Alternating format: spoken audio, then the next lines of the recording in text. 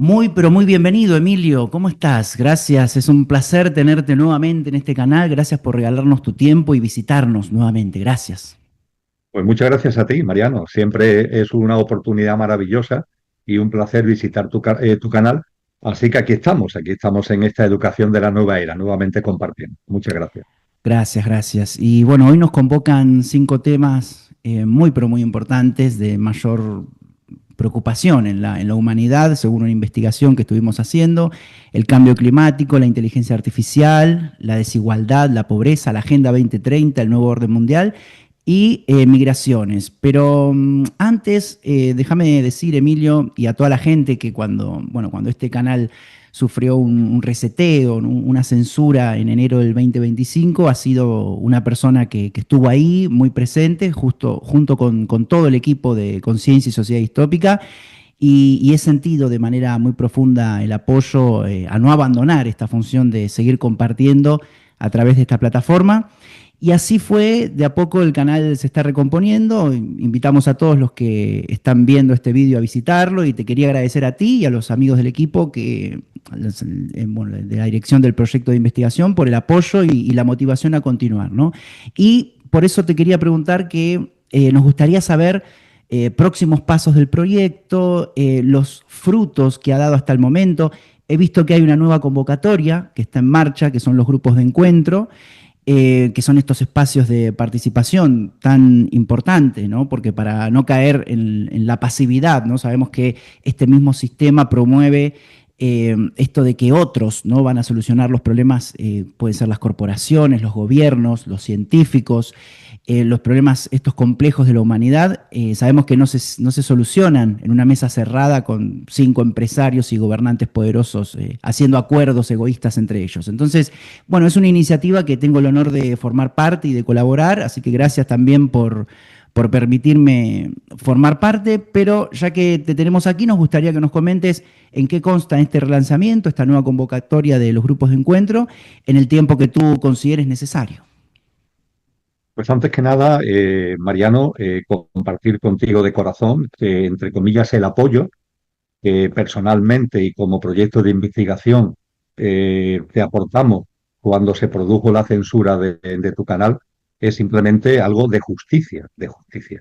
Es simplemente algo justo el apoyarte porque lo que se hizo fue algo radicalmente injusto. Y algo injusto que tiene que ver precisamente con la distopía en la que estamos, de la que efectivamente tiene mucho que decir este proyecto de investigación Conciencia y Sociedad Distópica. Yo sé que tú vas a dar información sobre la web del proyecto, lo cual me va a ahorrar entrar en demasiados detalles, porque la web, en cuanto que se entra en ella, tiene un resumen de lo que el proyecto ha hecho en el primer sexenio de su vida, 2018, verano del 2018, verano del 2025. Ahí se encuentra recogido todo lo que hemos hecho desde el punto de vista de actividades, congresos internacionales, biblioteca con la publicación ya de 11 libros, la comunidad que tenemos en Telegram, que tiene ya casi 170 artículos publicados, la comunidad que hemos puesto en marcha en Instagram. De todo eso tú vas a dar información con el propio vídeo, con lo cual me ahorro el tener que entrar en detalles. Pero yo lo resumiría de la siguiente manera. Cuando lanzamos el proyecto en el verano del 2018, distopía y conciencia como los dos términos, los dos pilares del proyecto, se hablaba no mucho de distopía. Es curioso, porque ahora parece que eso de la distopía, ¿no? En el 2018 se hablaba poco de distopía. Y uno de los objetivos del proyecto era poner en evidencia que vivimos en una distopía hasta el punto de que se considera normal lo que es distópico. Ha llovido desde entonces y hoy creo que el término distopía ha calado, y creo que eso es bueno desde el punto de vista no de la distopía, por favor, sino desde la toma de conciencia. Y el segundo pilar, que es la conciencia, es lo que yo diría que tenemos que seguir afianzando, porque ante la distopía la respuesta no puede ser ni el victimismo ni el derrotismo, sino que tiene que ser la conciencia.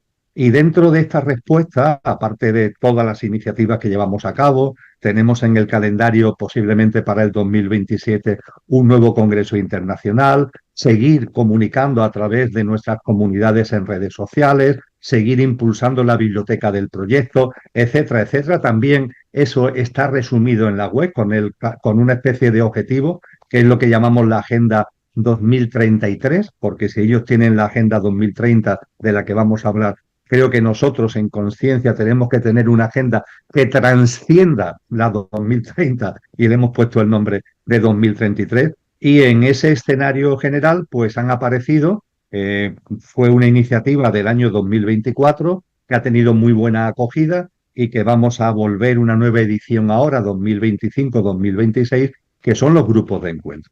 Los grupos de encuentro es llevar la conciencia ante la distopía a lo muy concreto, porque una de las cosas que detectamos en el proyecto, por otra parte bastante obvio, es que hay mucha incomunicación, es decir, estamos en la sociedad que se llama de la información y del conocimiento, pero hay mucha incomunicación entre la gente.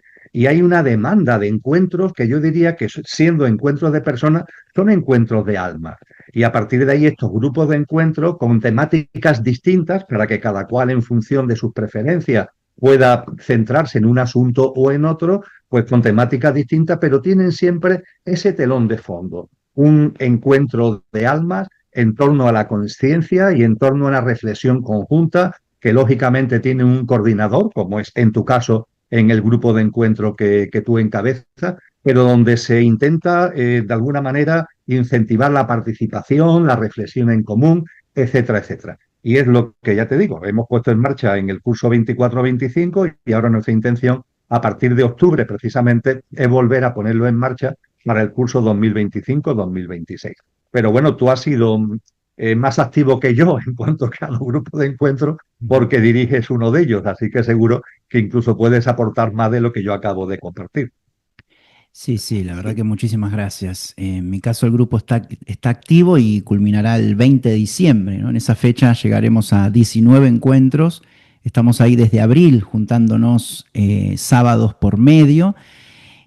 Así que muy feliz de formar parte de la iniciativa y también felicitaciones por, bueno, por a partir de octubre se van a lanzar diferentes temáticas. Bien, invitamos a todos a visitar la web, que ahí están, bueno, todos los detalles para inscribirse, ¿no? La web la están viendo en pantalla, que es www.sociedadistópica.com, y también muchas felicitaciones por la expansión en las redes sociales. He visto que también están en Instagram, así que invitamos a seguiros en esa red y la pueden encontrar como Conciencia y Sociedad Distópica en Instagram, que también lo estarán viendo en pantalla, y también la comunidad de Telegram, ¿no? Que ya viene desde hace mucho tiempo, que está ahí, bueno, generando comunidad y también con muchos artículos muy interesantes, ¿no? Que tengo la fortuna de seguir, así que animamos a todos y a todas.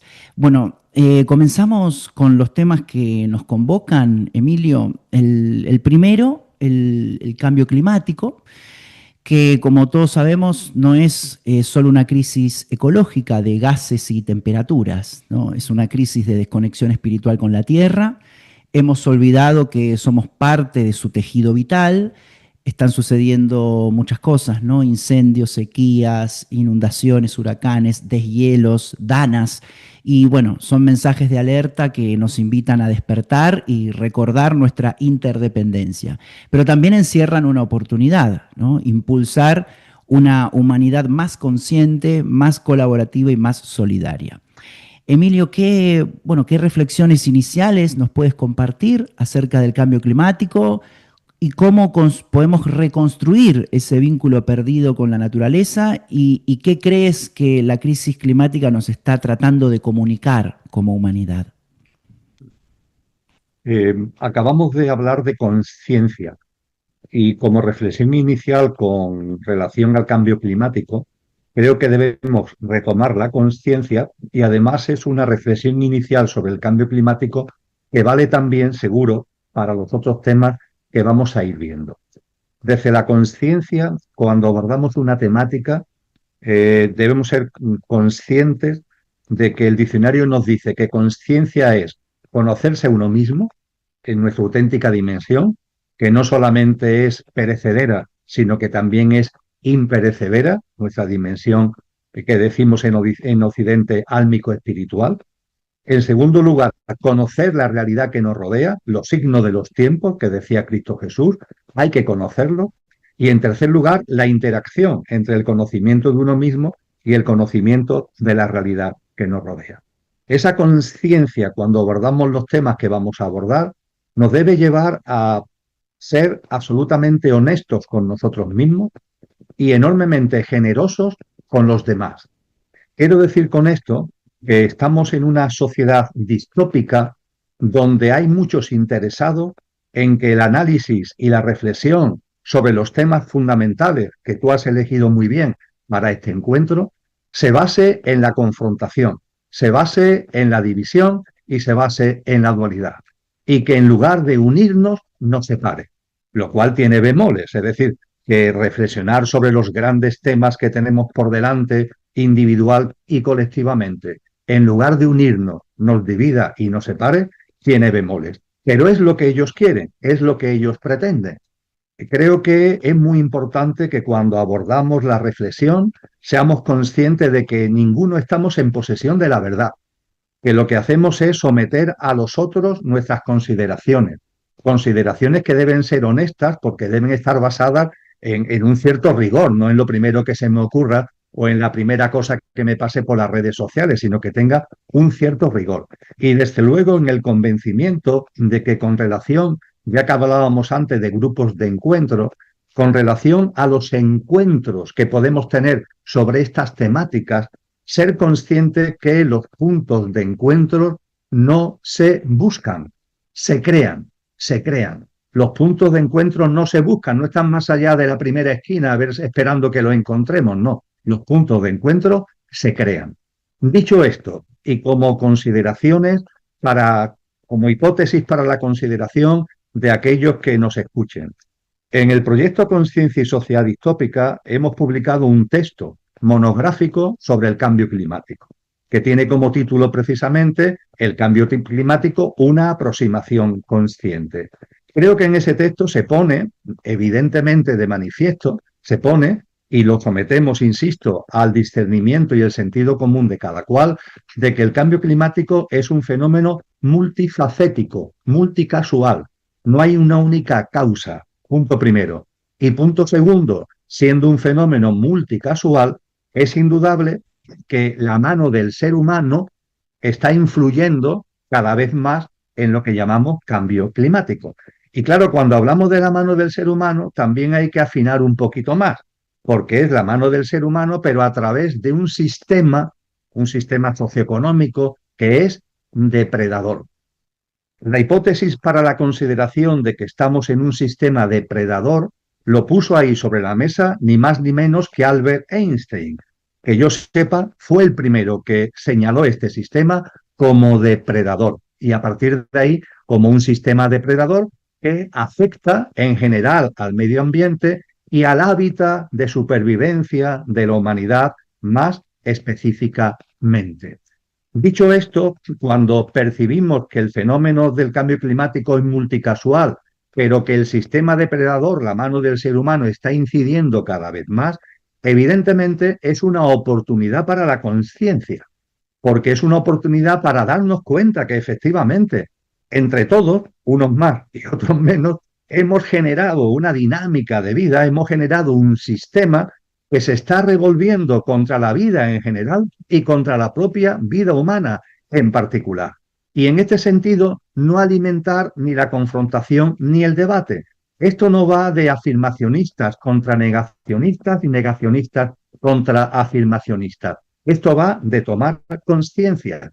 Una toma de conciencia, además, también va a aparecer esto, Mariano, seguro, que en los otros temas, que personalmente me lleva a darle poca credibilidad y a tener casi nula confianza, por no decir nula absolutamente, con los poderes públicos. Es decir, no creo que los poderes públicos de verdad vayan a hacer nada ante esto que estamos llamando en general cambio climático. Todo lo contrario, los que dominan a los poderes públicos porque hay una minoría de la población mundial que, dominando el sistema socioeconómico, también domina el entramado político institucional, de modo y manera que políticos, partidos, gobiernos están bajo los dictados de esa minoría.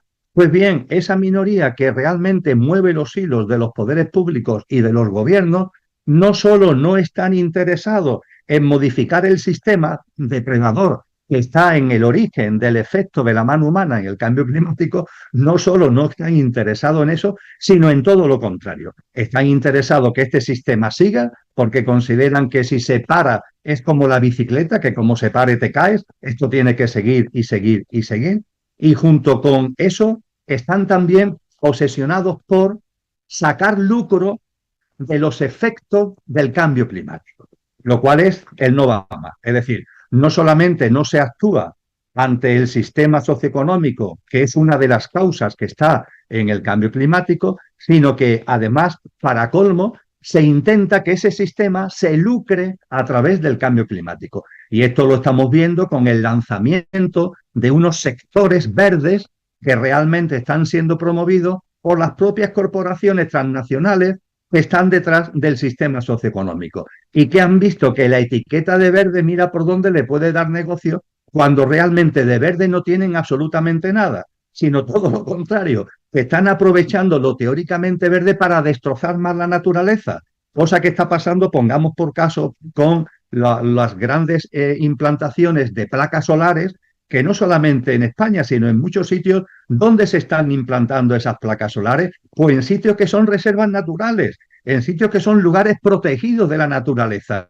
Pero ¿tiene sentido decir que promovemos unas nuevas energías para, de alguna forma, preservar la naturaleza y la propia instalación y el funcionamiento de esas energías conlleva la destrucción de la naturaleza? Esto es uno de los muchos ejemplos que podemos poner de manifiesto para no caer en el engaño. Y claro, yo me encuentro que los afirmacionistas, por así decir, del cambio climático, no se dan cuenta que los poderes públicos le importa un bledo y que ninguno de los poderes públicos está poniendo el dedo en la llaga del sistema socioeconómico, que es una de las razones fundamentales de esa mano humana que incide, entre otras cosas, en el cambio climático, pero es que tampoco se dan cuenta de la utilización torciocera que están haciendo de los efectos del cambio climático aquellos que teóricamente hablan de ellos.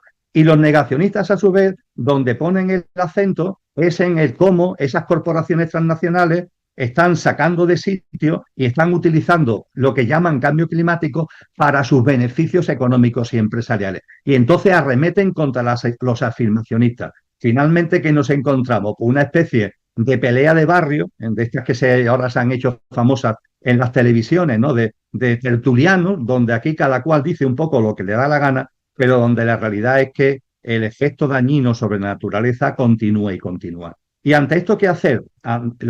El qué hacer, Mariano, tiene que ver con la conciencia y tiene que ver con nuestra responsabilidad.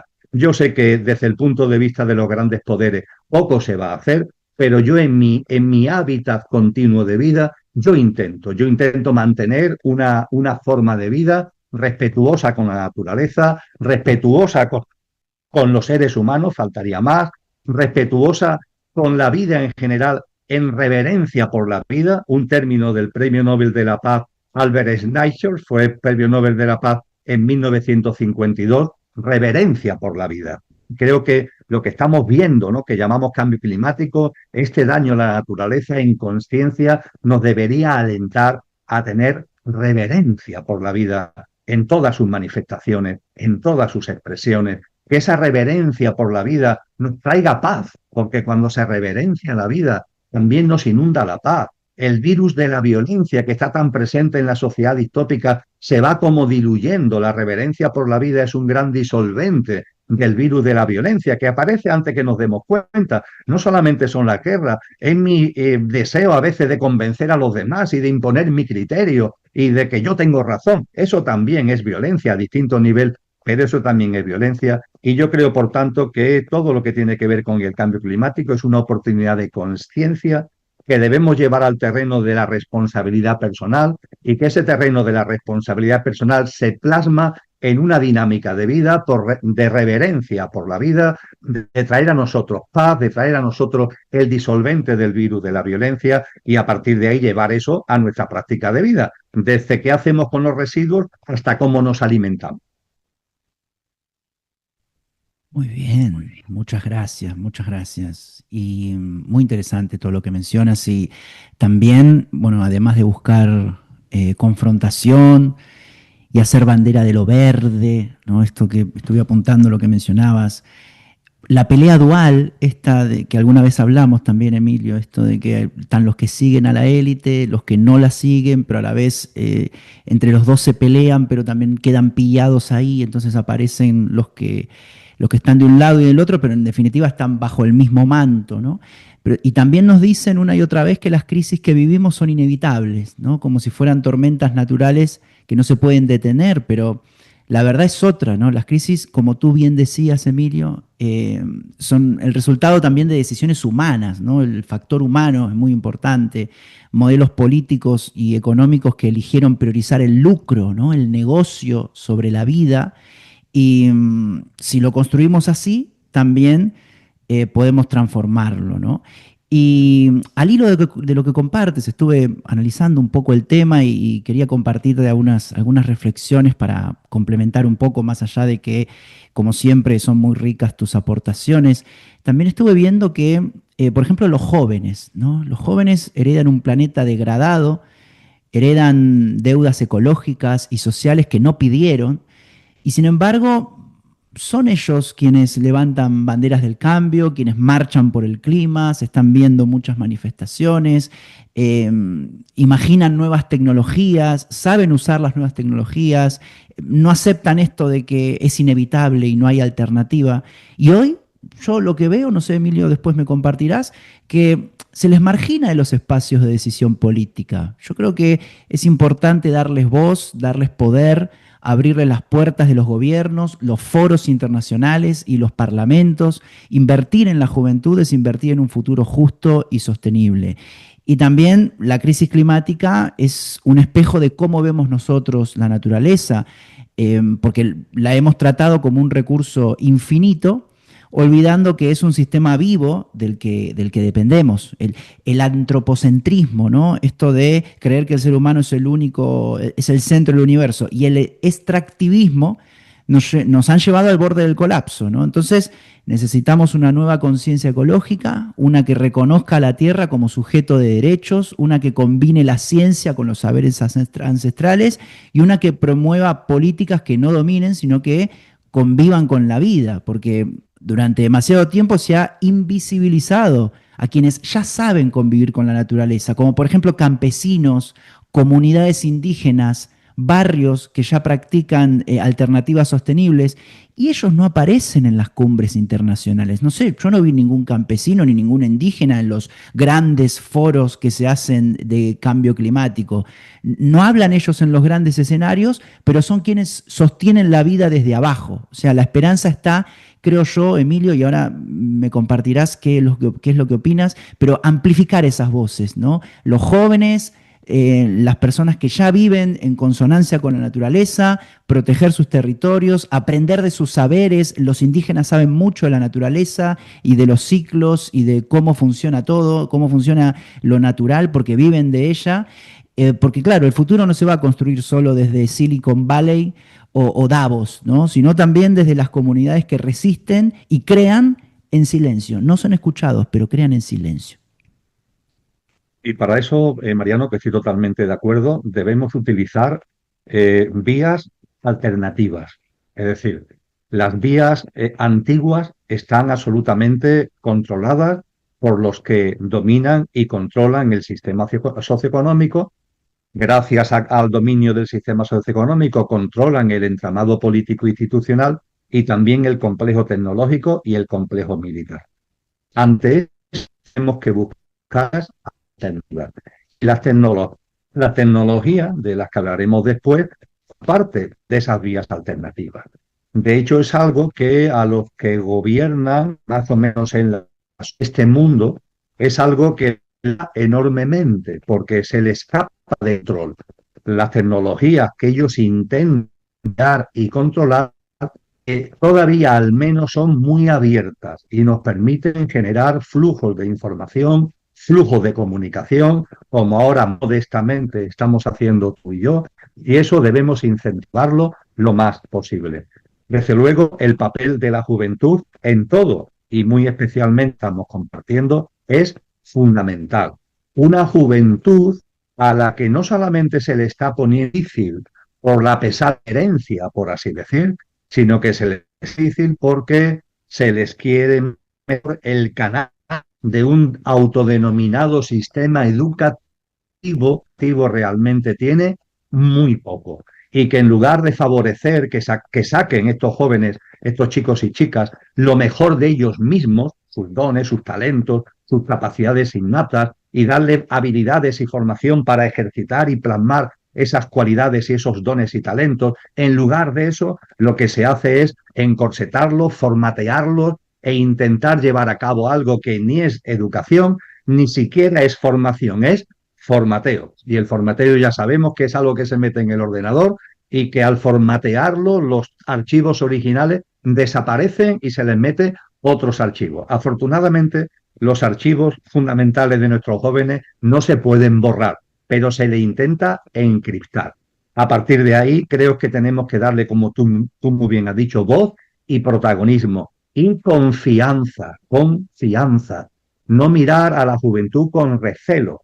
Además, sin olvidar que toda persona es un alma encarnada y que en los jóvenes de ahora hay muchas almas que llevan ya un gran recorrido en conciencia y que sí, son jóvenes en cuanto a su edad física actual, pero son almas que tienen muchas de ellas un gran recorrido. Entonces, hay que confiar.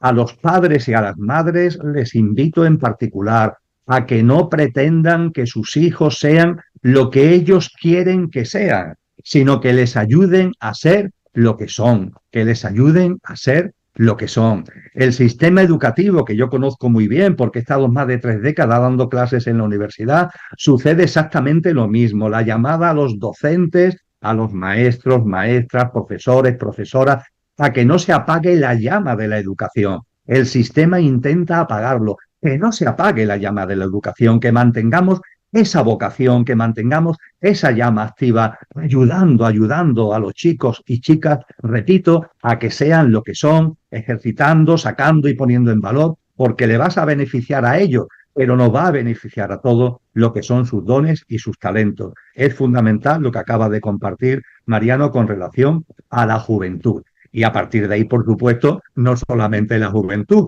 Esto es una tarea compartida en la que todos tenemos cosas que hacer y en la que todos podemos aportar nuestra grano de arena, viéndonos como almas que vamos caminando de la mano, que estamos aquí encarnadas a la vez en este maravilloso plano humano, ese maravilloso plano humano que los que detestan al humano de verdad, esos que dominan este sistema, detestan la vida, detestan la verdadera vida humana, nos quieren deshumanizados, nos quieren desnaturalizados y a partir de ahí la respuesta es la conciencia. No hace mucho falleció ese gran, para mí, sin duda, sabio chileno que fue Gastón Sublet. Y Gastón Sublet nos decía, pero por favor, ¿cómo no nos damos cuenta, hablando del sistema depredador al hilo de Albert Einstein, cómo no nos damos cuenta que hemos convertido esta vida en un infierno, que no podemos beber las aguas de los arroyos y de los ríos, que estamos contaminando el aire? ¿Cómo no nos damos cuenta que estamos cayendo en el infierno? Pues bien, el darnos cuenta de que estamos cayendo en el infierno, sociedad distópica, es toma de conciencia, no para el victimismo ni para el derrotismo, sino para decir, hasta aquí hemos llegado. Este mundo no es el mío, mi mundo es otro y yo voy a vivir en consonancia con lo que soy y con los valores y los principios de ese mundo que yo quiero. A partir de ahí aparece lo que el gran Mahatma Gandhi nos dijo, ojos nuevos para un mundo nuevo, y que engarza evidentemente con esa gran convocatoria que nos hizo Cristo Jesús a nacer de nuevo en lo individual y nacer de nuevo en lo colectivo. Gracias, Emilio, por tus reflexiones. Y para ya terminar con el cambio climático y pasar a la inteligencia artificial. Eh, También estuve viendo algunos temas vinculados con la justicia climática, ¿no? Porque estamos ante la mayor incoherencia de nuestro tiempo, ¿no? El norte global, responsable de casi la mitad de las emisiones históricas, ¿no? Y también habla de una transición verde, mientras traslada la carga al sur global, porque ellos extraen el litio de los Andes, el cobalto del Congo, el níquel de Indonesia, o sea, se extraen con explotación laboral, con contaminación, desplazamiento de comunidades. Mientras tanto, Europa y Estados Unidos presumen de ser verdes, están haciendo un extractivismo maquillado, ¿no? Entonces no es una verdadera transición. Así que esa injusticia climática también hay que señalarla. Sabemos que el panorama es complejo, pero no inevitable. Ojalá como humanidad podamos dejar atrás el discurso de la catástrofe inmutable y pasar a la práctica de la responsabilidad compartida. Podamos abrir espacio a los jóvenes y garantizar que la educación eduque, ¿no? Para transformar, no solo para obedecer, y que podamos reconocer a la tierra como un organismo vivo y aprender de quienes siempre supieron cuidarla, ¿no? Podamos redefinir lo que significa el progreso y reemplazar el mito del crecimiento infinito por la búsqueda del bienestar común, ¿no? Y finalmente podamos saldar esa deuda ecológica con el sur global, construyendo un camino de justicia climática. Emilio, no sé si quieres agregar algo sobre el tema del norte y el sur y esta injusticia que se está viendo. Esa injusticia que tú señalas muy bien, con la que evidentemente estoy de acuerdo porque es una obviedad histórica y una obviedad en el momento presente, influye en muchísimos ámbitos y desde luego influye en todo lo que tiene que ver con el clima en general. Y no solamente desde el punto de vista de la injusticia, de que aquellos países que históricamente más han contaminado ahora señalen con el dedo a los países que están en un proceso de desarrollo, que es proceso de desarrollo porque los desarrollados lo han llamado proceso de desarrollo y porque es el camino que han enseñado los países desarrollados. Y es curioso que habiendo sido el camino que ellos señalan, ahora le ponen peros al camino que ellos mismos han seguido y que están instaurando y que están imponiendo a nivel mundial.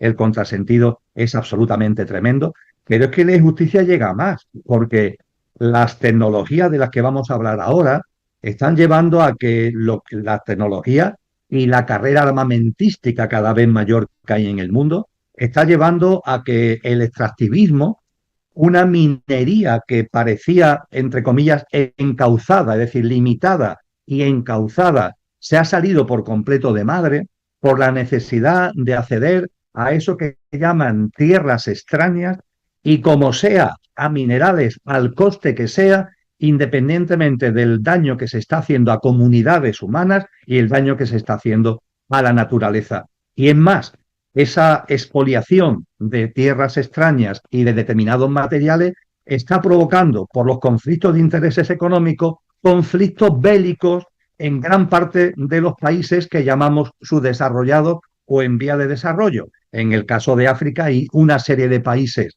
que me sé de memoria, pero es demasiado largo como para exponerlo, que están viviendo auténticas masacres de seres humanos, niños, ancianos y mujeres incluidos, porque las corporaciones transnacionales están incitando golpes de Estado, guerras civiles, con el objetivo precisamente de hacerse con el control de esas tierras que poseen tierras extrañas, esos materiales que para ellos valen su peso en oro y que como para ellos el fin justifica los medios, hacen lo que hace falta contar de hacer lo suyo. Con lo que podemos darnos cuenta, lo seguiremos viendo, de que cuando abordamos estos grandes temas que afectan a la humanidad, podríamos decir que es poliédrico, ¿no? Porque un asunto está íntimamente relacionado con otro, y el otro con el otro, y el otro con el otro. Es como un poliedro donde no se pueden analizar las cosas por separado, sino que cuando vamos analizando cada cosa con rigor, nos vamos dando cuenta de que todo está engarzado.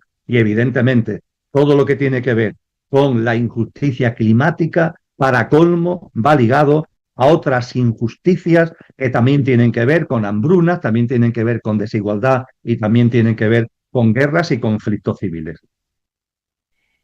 Muy bien, muy bien. Seguimos con Emilio en nuestro canal. Para quienes quieran profundizar en más sabiduría y estar más cerca de la filosofía y las ideas que comparte el proyecto de investigación, van a ver en pantalla algunos de los últimos libros y algunos también de los últimos libros de Emilio. Recuerden que el sitio oficial desde siempre, donde están todos sus vídeos y novedades de cursos y retiros, es El cielo en la tierra. Bien, que ahí está en pantalla el nombre del sitio web para que puedan acceder y descubrir más de nuestro amigo e invitado del día de hoy. Pasamos a la inteligencia artificial y el futuro del trabajo, ¿no? La inteligencia artificial tampoco es un ente ajeno, ¿no? Como dice muy bien Emilio, todo tiene que ver con todo. O sea, una cosa está relacionada con la otra, un problema lleva a otro problema. La inteligencia artificial es un reflejo de nuestra propia conciencia. Lejos de ser una amenaza, puede ser una oportunidad para soltar viejas estructuras y abrirnos a nuevas formas de vivir y trabajar. Porque más allá de los algoritmos existen dimensiones irreemplazables, ¿no? Como la empatía, la creatividad, el amor, el cuidado, los sueños, que nos invitan a reimaginar el futuro del trabajo como un espacio de evolución personal y colectiva, ¿no? Emilio, ¿cómo imaginas la relación entre la inteligencia artificial y el trabajo humano en las próximas décadas? ¿Y qué riesgos y qué oportunidades ves en este proceso de transformación? Cuando hablamos de tecnologías, Mariano, creo que deben ir por delante varias cosas. La primera, las tecnologías son fruto de la evolución en conciencia de la humanidad. Hay que tenerlo en cuenta. Es decir, hay una ligazón entre la evolución tecnológica y la conciencia humana. Ahora bien, esta humanidad tiene todavía, yo espero que en el nuevo ciclo humano que está anunciado eso sea superado esa carencia, pero tenemos la carencia de que cuando hablamos de tecnología, solo hablamos de tecnología de la materia. Las tradiciones espirituales, los grandes maestros y maestras nos han enseñado que hay unas tecnologías de la conciencia. Es decir, que el ser humano, cada uno y la humanidad como colectivo, tenemos una serie de capacidades y de facultades que se van haciendo patentes, están latentes y se van haciendo patentes en la medida en que vamos expandiendo nuestra conciencia y evolucionando espiritualmente. Para los que estén más interesados en entrar en este tipo de capacidades, como es un librito muy profundo pero muy cortito, a mí me gusta aconsejar los Yoga Sutras de Patanjali, que tienen una sección dedicada a lo que se llaman siddhis, los siddhis. ¿Qué son los siddhis? Las capacidades latentes que tenemos los seres humanos que se van haciendo patentes cuando evolucionamos espiritualmente. Y esas capacidades latentes que se van haciendo patentes dan forma a las tecnologías de la conciencia. Como no se trata ahora de entrar de lleno en esto, pongo como ejemplo una película. La película El planeta libre. Una película que está libre, de libre acceso, actualmente en las redes sociales y en YouTube. Ahí se puede ver con toda tranquilidad. Y ahí podemos ver que hay como una humanidad que ha dado ya el salto evolutivo a la nueva humanidad que nos han enseñado, que nos han dicho que llegará exactamente cuando corresponda, que utilizan, por ejemplo, para viajar de un planeta a otro, utilizan la tecnología de la conciencia. Me quedo ahí, pero no quería dejar de hacer referencia a esta tecnología de la conciencia que, por supuesto, en ningún momento violenta la vida, porque las tecnologías de la materia en demasiadas ocasiones experimentan con la vida de seres vivos, o experimentan y manipulan la vida, cosa que la tecnología de la conciencia nunca, por supuesto, va a hacer. Dicho esto, en segundo lugar, creo que tenemos que ser conscientes de que las tecnologías, surgiendo de la propia evolución en conciencia de la humanidad, aun con la carencia que acabo de compartir, las tecnologías tienen como amenaza a la humanidad no la que se nos está vendiendo como fundamental, que nos está diciendo que, por ejemplo, es un peligro porque las tecnologías pueden adquirir una autonomía y revolverse contra el ser humano, revolverse contra la humanidad. No, no. El principal peligro, entre comillas, que tienen las tecnologías no es que nos coman, sino que nosotros nos metamos en ella y nos convirtamos en una pieza más de las mismas. Este para mí es el gran riesgo de las tecnologías. No que ellas nos coman, sino que nosotros, repito, inconscientemente nos vayamos metiendo en el entramado tecnológico sin darnos cuenta que nos estamos convirtiendo en una pieza más, en un engranaje más, en un terminal más de ese enorme entramado. La película Matrix, de finales del siglo XX, creo que es de 1999. En la película Matrix, los seres humanos están enchufados, aquí en la nuca, tienen unos cables que los enchufan a una realidad virtual. Es mentira, porque viven en medio de una distopía horrorosa, pero al estar enchufados en la realidad virtual, pues creen que de hecho están viviendo lo que realmente no están viviendo. Son como zombies, son prácticamente muertos vivientes. La película Matrix es emblemática, ha marcado un hito con relación a esto. Pues bien, yo diría que la situación en la que estamos en el 2025 se empieza a parecer a Matrix, pero como las tecnologías han evolucionado, ya no tenemos unos cables aquí, sino que estamos conectados al sistema virtual cada vez más inalámbricamente. Y a esa conexión inalámbrica, hombre, que si somos conscientes se le puede sacar partido en términos de conciencia, aquí estamos tú y yo usando modestamente las tecnologías en términos de conciencia, pero que cuando no se tiene levantada la bandera de la conciencia, se corre el grave riesgo de que tú mismo te metas en el sistema, estés enchufado inalámbricamente al sistema y te crees que estás viviendo cuando realmente no estás viviendo. Te has convertido en un superviviente en medio de un gran entramado tecnológico que lo que hace es convertirte en un ser no humano, sino infrahumano, en lo que tiene que ver mucho el transhumanismo, el ser humano que se mete en el sistema, que además va metiendo a sí mismo implantes, sensores, chips, híbridos, etcétera, etcétera, y realmente olvidando nuestra dimensión imperecedera álmico espiritual y viviendo de una forma evanescente y absolutamente superficial. Dicho esto, voy a lo que tú has planteado con relación al empleo y al trabajo. Pero es que esto que acabo de compartir es fundamental entenderlo, porque si no, no se entiende lo que de verdad los estudios económicos están poniendo de manifiesto sobre el potencial impacto de las tecnologías en el empleo. Vamos a ver, cuando hoy hacemos un repaso de los distintos sectores laborales, de los distintos sectores de empleo, ¿qué nos encontramos?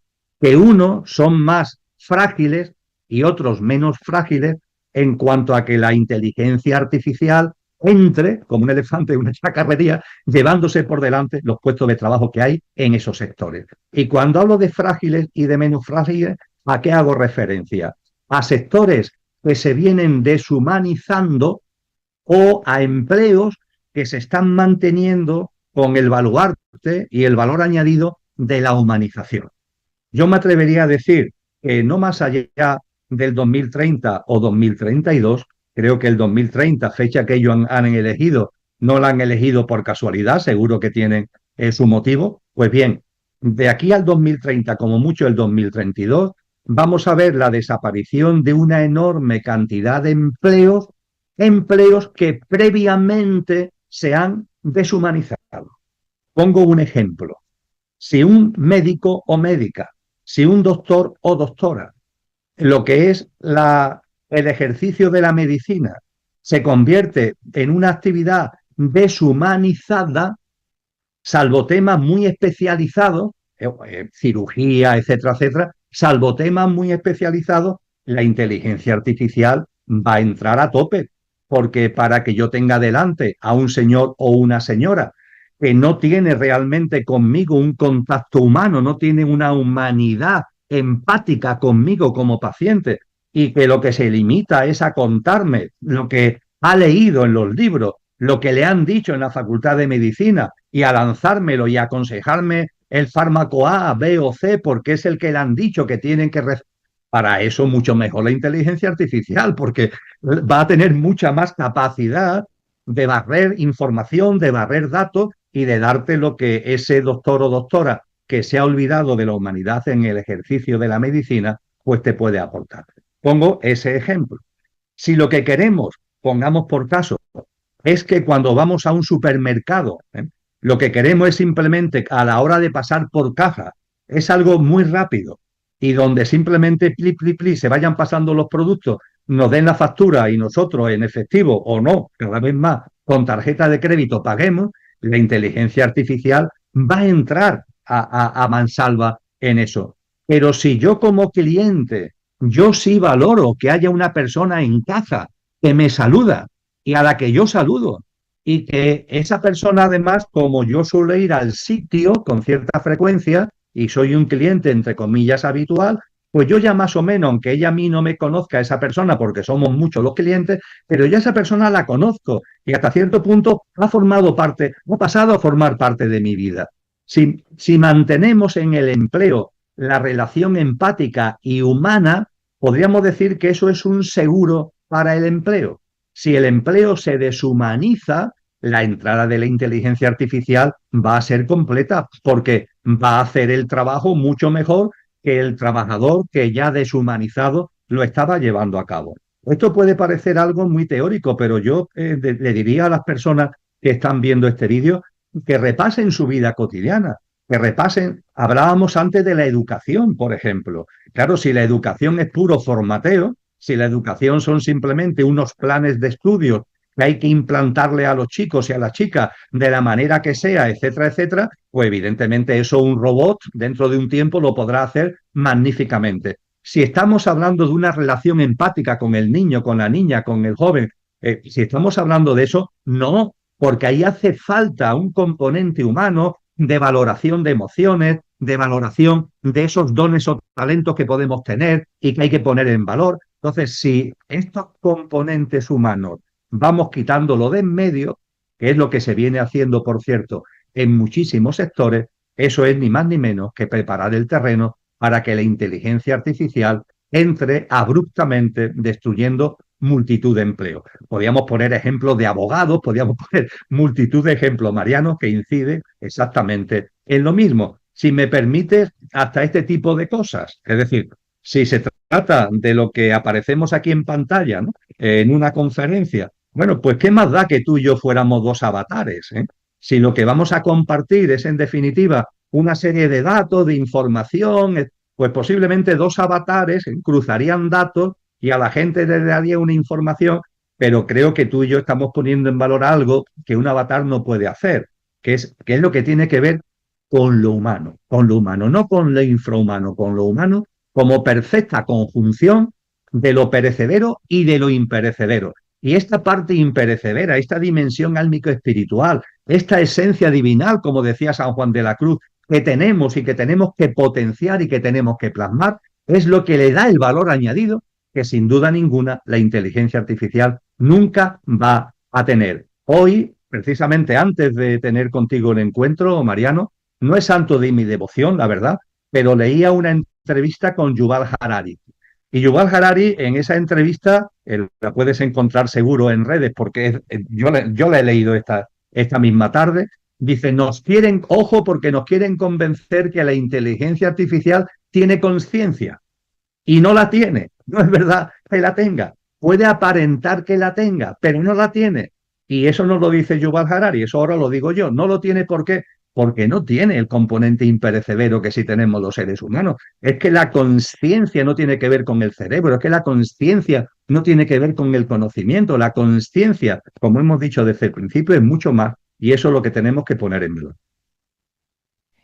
Sí, sí, totalmente. Los robots pueden ser programados con infinidad de datos, pero nunca le van a poner, depositar en el robot un alma, ¿no? Un alma, una conciencia, ¿no? Porque eso es algo mucho más elevado.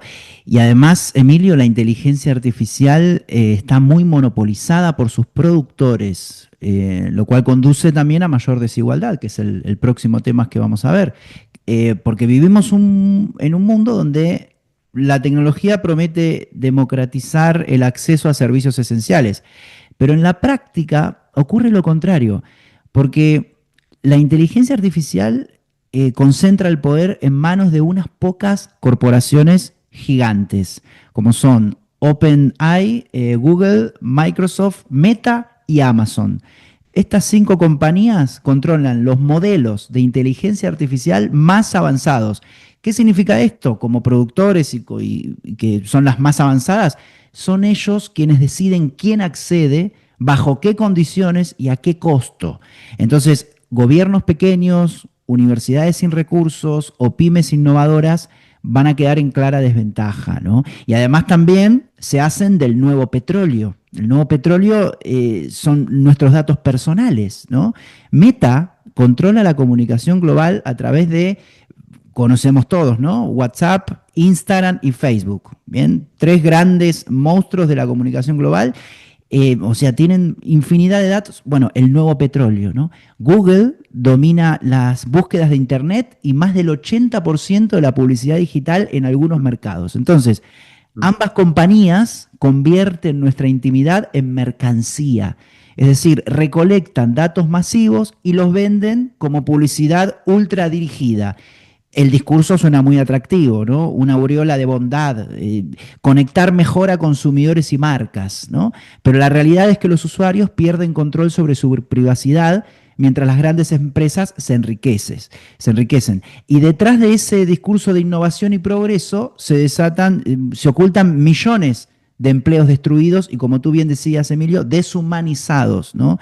Y una brecha digital que deja atrás precisamente a quienes más necesitarían el apoyo de la tecnología. Así que, nada, ojalá se pueda regular con principios éticos y de justicia social, ¿no? Marcos normativos que obliguen a las corporaciones a compartir beneficios, invertir en reconversión laboral y garantizar la transparencia de los algoritmos, quizás con auditorías externas obligatorias, ¿no? Para saber si los algoritmos están discriminando con un sistema de contratación por género o por etnia, si están discriminando, o si un algoritmo educativo asigna becas de manera justa. Yo creo que la IA también debe ser auditada con la misma seriedad con la que se revisan las cuentas públicas, ¿no? Y es fundamental lo que mencionas, que es entender, la clave es entender que la tecnología no debe reemplazar a la humanidad, sino potenciarla, y si no la regulamos, seguirá ampliando las desigualdades en lugar de reducirlas. Así que, y también muy interesante, Emilio, lo que mencionas de tener cuidado de nosotros no quedar abducidos, porque de esos ejemplos sobran, ¿no? Porque las redes sociales están programadas para maximizar el tiempo de uso, porque sus ingresos dependen de la publicidad. ¿Y qué significa esto en la práctica? Que un vídeo de cotilleo sobre la vida de los famosos tiene más visibilidad que un contenido de conciencia y de educación. Incluso hemos vivido censura en nuestro canal, en este canal, y cierres de canales como este, que su intención solo es sembrar semillas de conciencia, pero los algoritmos no priorizan lo más sano o lo más útil, sino lo más adictivo, aunque eso genere polarización, desinformación y miedo. Emilio, ¿quieres mencionar algo en relación a todo esto? Bueno, que después finalmente, Mariano, pues, vamos, suscribo lo que has compartido y finalmente nos lleva también a nuestra propia responsabilidad, ¿m? Que es lo que nunca debemos olvidar, que cada uno tenemos también nuestra responsabilidad. En última instancia, del uso de las tecnologías que yo hago, el responsable soy yo. Pueden querer influirme, pueden querer manipularme, por supuesto que me quieren controlar, monitorear, pero del uso que yo hago de las tecnologías, el responsable soy yo. El no caer en la abducción en la pantalla, el responsable soy yo. El que cuando me llega algo, el divulgarlo, el reproducirlo, el responsable de esa reproducción soy yo. Yo soy el responsable de eso que me ha llegado y que me ha llamado la atención antes de enviárselo a otra persona, contrastar que es cierto, contrastar que es verdad. No simplemente como me gusta, lo reproduzco, porque de esa forma ponemos en marcha cadenas interminables de desinformación, de falsas noticias, de rumorología que consideramos información, etcétera, etcétera. Y ahí la responsabilidad es mía. Y la responsabilidad es mía desde el punto de vista de acotar en mi tiempo de vida, en mi día a día, qué tiempo le dedico al móvil, qué tiempo le dedico al ordenador, acotarlo y no dejarme meter en una dinámica loca en donde finalmente, como decíamos anteriormente, nos yendo en un entramado tremendo y nos estamos convirtiendo transhumanamente en una pieza más de ese entramado. Así que a todo lo que hemos unido, a todo lo que hemos compartido. Uno, ya lo hemos dicho antes en la otra temática, lo vuelvo a decir ahora, oye, que también que no caigamos en el victimismo, que es que nosotros tenemos una responsabilidad y que el uso que yo hago de las tecnologías, por más que haya unos aires, unos vientos que me quieren llevar por aquí y por allí, pero yo me puedo poner, como hizo Ulises, ¿no? En el famoso barco, yo me puedo poner en el centro del barco bien agarrado e intentar que este huracán no me lleve para un lado y para otro, ¿no? Exacto, muy bien, muchísimas gracias, Emilio. Bueno, pasamos a lo que es la pobreza y la desigualdad. Sabemos que la pobreza no es solo falta de recursos, ¿no? También refleja nuestra conciencia y cómo distribuimos la riqueza y las oportunidades y nuestra capacidad de poder incluir, de poder integrar, de poder unir. Y la desigualdad nace de la ilusión de separación, de creer que podemos prosperar sin cuidar al otro, sin empatizar y sin colaborar. Y superarla implica reconocer que la verdadera riqueza no está en lo que poseemos, sino en lo que damos. Así que, Emilio, ¿qué nos revela la pobreza y la desigualdad sobre nuestra conciencia como sociedad? ¿Qué transformaciones estructurales consideras imprescindibles para reducir la desigualdad en el corto y en el largo plazo? Dos datos creo que ponen en evidencia la envergadura, la dimensión de la desigualdad que vivimos en la actualidad. Por una parte, en los primeros estudios que lo pusieron de manifiesto fueron en el 2015, donde saltó a la luz pública que el 1% de la población mundial tiene más patrimonio y riqueza que el 99% restante.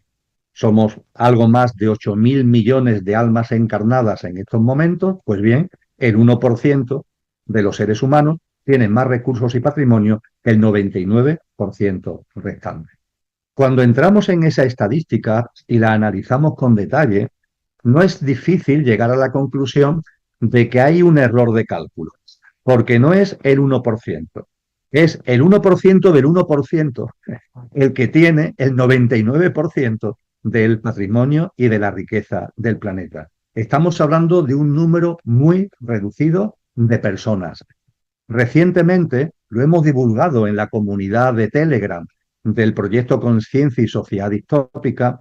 Realicé un cruce de datos donde se interrelacionan las grandes fortunas personales que hay en el planeta, las 10, 12 personas con mayor patrimonio en el planeta, las familias igualmente con mayor patrimonio, las corporaciones tecnológicas con mayor valoración bursátil, los grandes fondos de inversión que se mueven por el planeta. Y cuando tú toda esa información la vas mezclando, la vas interrelacionando, la conclusión finalmente, Mariano, es que estamos hablando de 30, 40, 50 personas, no más, no más, que son las que de verdad tienen en sus manos, lo decía antes y ahora ya de una forma más concreta lo constato, tienen en sus manos el sistema socioeconómico. Nunca antes ha habido tamaña desigualdad. Y nunca antes los imperios que siempre han existido, que es el imperio romano, que es el imperio español, que es el imperio británico, siempre han existido imperios, pero ahora hay un nuevo tipo de imperio, el imperio de las megacorporaciones transnacionales, que son realmente las que dominan el mundo junto con esa minoría de personas. De hecho, estas megacorporaciones, sus paquetes accionariales pertenecen a esta minoría de personas y estas grandes corporaciones son un nuevo imperio. Es el imperio que en estos momentos rige en el planeta y que se mueve por el planeta sin barreras, sin límites y con el entramado político institucional a su servicio y a sus órdenes. Este es un dato tremendo que es, a mi juicio, incontestable de la realidad actual. El otro dato también incontestable, los datos que tenemos sobre las hambrunas que hay en el planeta, las personas que cuando se levantan, si es que se levantan, cuando se despiertan, si es que han dormido por la mañana, no saben si van a comer durante el nuevo día, no lo saben. Lo más probable es que no, pero es que no lo saben. Y en esa situación tenemos en la actualidad a casi 900 millones de personas.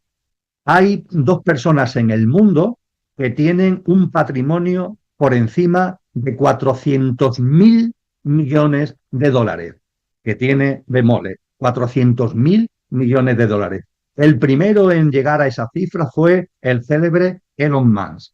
Y recientemente, a principios de septiembre, por los valores bursátiles de Oracle, el cofundador de Oracle ha superado a Elon Musk y se ha puesto ligeramente por encima, también ya en la escala de los 400.000 millones de dólares. Estamos hablando de 2 personas que entre ellas tienen casi un billón de euros, y estamos hablando de 900 millones de personas que no saben si van a comer cada nuevo día. Estamos hablando de una cifra de niños que mueren por hambre en todo el mundo que se acerca a los 3 millones al año. 3 millones al año. La cifra, si lo llevamos a días, si lo llevamos a horas, si lo llevamos a minutos, es tremenda. Creo que esto pone en evidencia lo que, por otra parte, los estudios más serios que se han hecho sobre la desigualdad en el mundo dicen con claridad, Mariano. Esto ya no es desigualdad. Es decir, hemos llegado a un punto donde el término desigualdad ya no vale. Hay que crear un nuevo vocablo, hay que crear una nueva palabra, porque el término desigualdad que venimos usando hace mucho tiempo ya no describe el nivel real de desigualdad que hay en la actualidad. Hay que crear un nuevo vocablo. La foto es muy dura y el sistema socioeconómico lo alienta cada vez más. Volvemos al famoso sistema socioeconómico, pero es que es la gran realidad. Este sistema socioeconómico depredador es depredador en todo y es depredador también por la injusticia social, por la desigualdad tan tremenda que está originando. Desigualdad entre personas, desigualdad entre territorios. Después hablaremos de la inmigración, por ejemplo, como uno de los que tiene no es la única, pero una de las causas es precisamente esto, ¿no? Y cuando, claro, todo esto lo ponemos en negro sobre blanco, Mariano, la respuesta a la pregunta del qué hacer es francamente compleja, porque yo no quiero lanzar falsas esperanzas ni caer en el voluntarismo. ¿Hay alguna manera de corregir este sistema socioeconómico? ¿Hay alguna manera de que estas pocas decenas de personas, que son las que manejan realmente el cotarro, lo hagan de otra manera? También el paso se transformen ellos mismos para de esa forma transformar su acción con los demás. La verdad es que yo lo veo francamente difícil, porque considero que esas personas han caído ya en las arenas movedizas de lo que a mí me gusta llamar lo involutivo, es decir, ya es que están totalmente apartados de la vida y eso sí, sus grandes patrimonios, sus grandes fortunas disimulan, ¿no? Y van muy bien entrajeados y parecen muy importantes y van en jet, pero realmente cuando escarbas lo que te estás encontrando son seres transhumanos, en el sentido que antes compartíamos, cada vez más transhumanos, pero que mira por dónde son los que llevan las riendas del sistema socioeconómico que está en la razón de ser de todo lo que estamos viviendo. Eso sí, lo que tengo muy claro, muy claro, muy claro, es lo que yo puedo hacer y lo que creo que personas con conciencia podemos hacer. No le sigamos el juego. No le sigamos el juego en los deseos que ellos tienen y que nos quieren implantar a nuestra escala, claro, de acumular, de retener, de poseer. No caigamos en esa dinámica del atesoramiento, de la acumulación. No caigamos en la dinámica de creer que tanto tienes, tanto vales. No, eso es mentira. El valor de la persona no está en lo que se tiene, está en lo que se es y en lo que se vive. No caigamos en la confusión entre valor y precio. Son cosas totalmente distintas. Hay cosas que tienen un gran valor y tienen muy poco precio. Y hay cosas que tienen un precio astronómico pero no tienen valor ninguno. Hay que poner en valor, eso ya lo decía Antonio Machado, no confundamos valor y precio. Y tengamos una dinámica de vida, y yo sé que es un término que está ya mal visto, pero hay que rescatarlo, Mariano, hay que rescatarlo. Vamos a vivir con sencillez y con austeridad. Esta es la forma de corresponsabilizarme con lo que está pasando en el mundo. Yo no voy a entrar en la dinámica ni del consumismo, ni del atesoramiento, ni de la acumulación, no voy a confundir valor y precio y además en mi práctica de vida voy a regirme por la sencillez y por la austeridad. Y evidentemente en lo que yo pueda, en mi ámbito limitado, por así decir, en lo que yo pueda aportar, en lo que yo pueda ayudar, en lo que yo pueda de alguna forma hacer llegar algo que a lo mejor no tiene que ser dinero. Si lo tengo, pues a lo mejor sí, pero si no lo tengo, se pueden aportar otras cosas a las personas que lo están pasando mal desde el punto de vista socioeconómico. Yo durante mucho tiempo he estado en contacto con temas de albergues, con grupos que atienden a personas sin techo, que lo están pasando mal, y muchas veces ya no es tanto el euro, entre comillas, que por supuesto en muchas ocasiones es muy bienvenido, sino es simplemente la sonrisa, es la comunicación, es el diálogo, es esa mirada amable de persona a persona, que tienes una persona que sí, que puede ser un indigente, que lo está pasando mal económicamente, pero es un ser humano y a veces lo que más agradece y lo que ayuda a esa persona en no caer en estados anímicos de depresión es precisamente esa mirada humana, es ese contacto humano. Así que la austeridad, la sencillez, la empatía y la humanización creo que forman parte del paquete de acciones que sí están a nuestra mano. Yo no puedo cambiar a estos 40 o 50, me temo muy mucho que no tienen posibilidad de cambio, ojalá sí, pero me temo muy mucho que no, pero sí puedo en mi día a día llevar a cabo cosas como las que brevemente acabo de compartir. Totalmente, Emilio. Mientras unos pocos acumulan riquezas y recursos en proporciones impensables, millones de personas quedan excluidas de lo más básico, ¿no? De salud, de educación, vivienda, oportunidades. Y esa exclusión no solo genera frustración y desesperanza, también alimenta la violencia, la polarización, la ruptura del tejido social. Sabemos que un mundo dividido es inevitablemente un mundo inestable, pero hay una verdad que ofrece esperanza. La desigualdad no es un destino, es una construcción política, económica y cultural, y como toda construcción humana puede ser transformada. Algunas salidas concretas se están ensayando ahí en el 2021. Estuve buscando algunos datos en internet.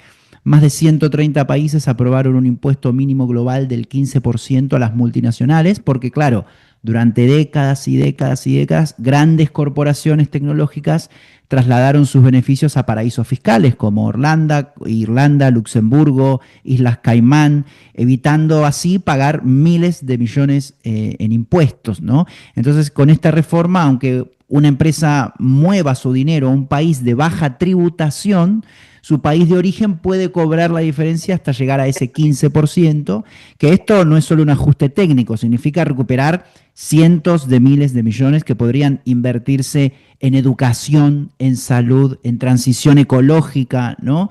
Y que no se entienda, porque siempre que hablamos de esto, algunos dicen, no, bueno, pero ellos son trabajadores, que no se entienda redistribuir con castigar el éxito, ¿no? Sino equilibrar el tablero para que nadie quede fuera del juego, porque una humanidad que reduce desigualdades es una humanidad más fuerte, más cohesionada y más preparada para los desafíos del futuro. Porque además también durante demasiado tiempo hemos medido el éxito en cifras del Producto Bruto Interno, como si el crecimiento económico fuera sinónimo de progreso humano. Pero este modelo ha producido riqueza concentrada en muy pocas manos, como muy bien decías, Emilio, y con datos muy, pero muy precisos y certeros, pero está degradando ecosistemas enteros y deja a millones viviendo en condiciones precarias. Entonces, hablar de sostenibilidad sin justicia social es sencillamente absurdo, ¿no? Entonces, quizás la esperanza está en rescatar la dignidad humana como brújula ética y redefinir el éxito no como acumulación, como tú bien mencionabas, sino como bienestar colectivo, ¿no? Entonces, esto implica un nuevo contrato social global que garantice derechos básicos universales, ¿no? Agua, energía limpia, educación, salud, ¿bien?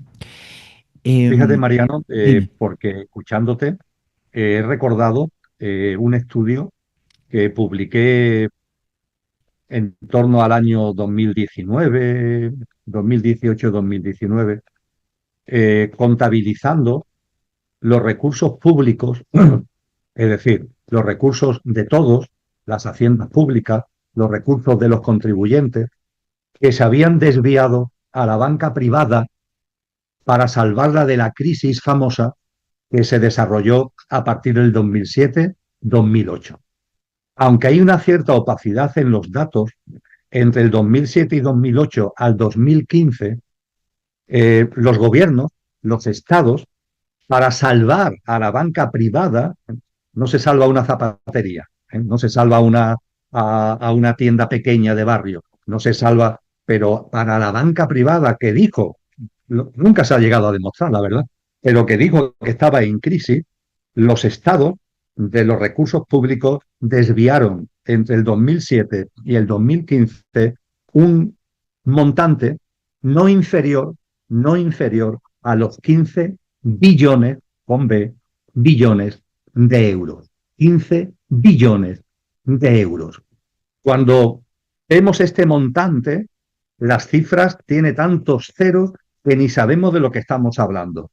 Pero para que tengamos una idea de lo que suponen 15 billones de euros, significa que si esos 15 billones de euros, recursos públicos, en lugar de desviarlos a la banca, se hubieran dirigido a programas de alimentación, de educación y de salud en todo el mundo, habría habido dinero suficiente para financiar todos los programas de salud, alimentación y educación que se necesitan en el planeta durante 255 años. Durante 255 años.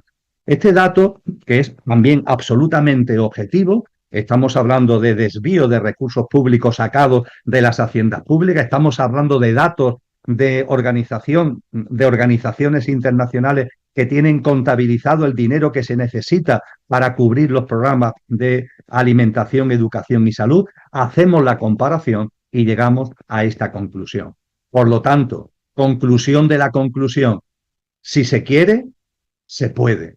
Porque cuando se quiere algo, bien que se saca el dinero como para conseguirlo. El problema es que los que dominan el cotarro sí tienen intereses en desviar dinero de los contribuyentes a sus bancas, a su banca privada, pero no tienen el más mínimo interés en cubrir las necesidades que tenemos los seres humanos. Es, desgraciadamente, la conclusión. Muchísimas gracias, Emilio, por esta importante aportación, este dato muy importante que no estábamos al tanto. Gracias, gracias. Y pasamos al tema del nuevo orden mundial y la Agenda 2030, si te parece. Sabemos que el mundo vive una reconfiguración profunda. Lo que se llama nuevo orden mundial refleja tensiones y alianzas. Hay un nuevo bloque, China, Rusia, Corea del Norte, un bloque que claramente se hizo en oposición a Occidente, porque obviamente no hay ningún país occidental. Y por otra parte, tenemos liderazgos individuales como Donald Trump, que alteran dinámicas globales, ¿bien? No solamente porque ejerce un liderazgo en el país que preside, sino que extiende su accionar a asuntos de política exterior muy fuerte, ¿no? Está metido en todos los temas que puede, ¿no? Al mismo tiempo, la Agenda 2030 avanza con retraso, ¿no? Menos del 20% de sus metas están en camino. Afortunadamente, la agenda que no va con retraso es la 2033, ¿no? La del proyecto Conciencia y Sociedad Distópica. Así que algunas preguntas, Emilio. ¿Qué reflexión nos puedes compartir sobre la alianza entre China, Rusia y Corea del Norte en este momento de la historia, el rol de Trump y las consecuencias profundas de que menos del 20% de las metas de los Objetivos de Desarrollo Sostenible estén en camino de cumplirse en relación a la Agenda 2030? El pasado mes de febrero, febrero del 25, publiqué un libro en la editorial Ecosofía que tiene como título Prognosis del horizonte venidero. En ese libro analizo lo que es el momento actual y me atrevo a hacer una prognosis de lo que vamos a vivir a lo largo de los próximos años y, desde luego, llegando hasta el célebre 2030. Percibo, Mariano, sin estar en posesión de la verdad, como hipótesis a la consideración, como decíamos al principio, percibo que el nuevo orden mundial en el año 2024 ha terminado ya de ponerse sus cimientos. Percibo que los cimientos fundamentales de lo que es ese nuevo orden ya están puestos. Cuando se va a construir un edificio, la cimentación es muy laboriosa. Con frecuencia es lo que más tiempo tarda y lo que más recursos necesita, porque es una labor farragosa. Percibo que el 31 de diciembre del 2024 la cimentación del nuevo orden es una realidad. Y que lo que vamos a ver de aquí a 2030, por tanto, en este lustro en el que estamos, 2025-2029, es cómo se van a ir poniendo las plantas de ese edificio. Podríamos decir así, coloquialmente, cada año una planta nueva, una vez que la cimentación ya está hecha, para que en el 2030 se pueda inaugurar el edificio a través del nuevo orden mundial. Cuando hablamos del nuevo orden mundial, exactamente de qué estamos hablando. Estamos hablando de que el gobierno que hay actualmente en el mundo, que es un gobierno en la sombra, sale a la luz, deja de estar en la sombra. Estas pocas decenas de personas a las que yo hacía referencia, que están actualmente ya gobernando el mundo, el sistema socioeconómico y a partir de ahí todo lo demás, pero que están en las bambalinas, están detrás del escenario, el nuevo orden mundial conlleva que aparecen en escena. Y aparecen en escena, además, controlando, gobernando el mundo a través de una serie, no muchas, de organizaciones internacionales que van acumulando cada vez más poder en detrimento de los poderes de los gobiernos, de los poderes, vamos a llamarlo, aunque habría mucho que discutir, los poderes democráticos que están actualmente distribuidos entre los países. Lo estamos viendo muy avanzado, por ejemplo, en el ámbito de la salud, ¿no? Como la Organización Mundial de la Salud, con el tratado de pandemia que ya finalmente se ha aprobado en el mes de mayo pasado, pues ante emergencias no solamente sanitarias, sino también climáticas, puede asumir los poderes de los estados a nivel mundial ante esas situaciones de emergencia. El nuevo orden mundial, dicho de una forma por tanto directa, es que el gobierno que está en la sombra sale de las bambalinas y está en el escenario. Igualmente conlleva fundamentalmente la instauración del transhumanismo.